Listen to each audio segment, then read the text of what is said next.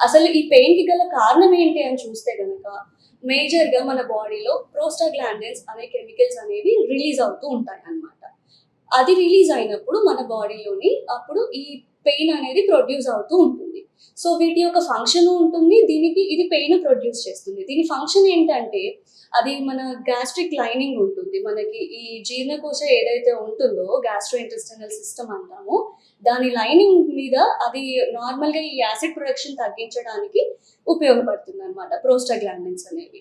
And also బ్లడ్‌లోని ఈ normal viscosity maintain చేయడానికి కూడా ఇవి మనకి చాలా వరకు హెల్ప్ చేస్తాయి. సో ఏమవుతుందంటే ఇప్పుడు ఈ పెయిన్ కిల్లర్స్ వాడడం వల్ల ఈ ప్రోస్టాగ్లాండిన్స్ అనేటివి ఈ కెమికల్ రిలీజ్ అనేది మనము ఇన్హిబిట్ చేస్తున్నాం, సప్రెస్ చేస్తున్నాం.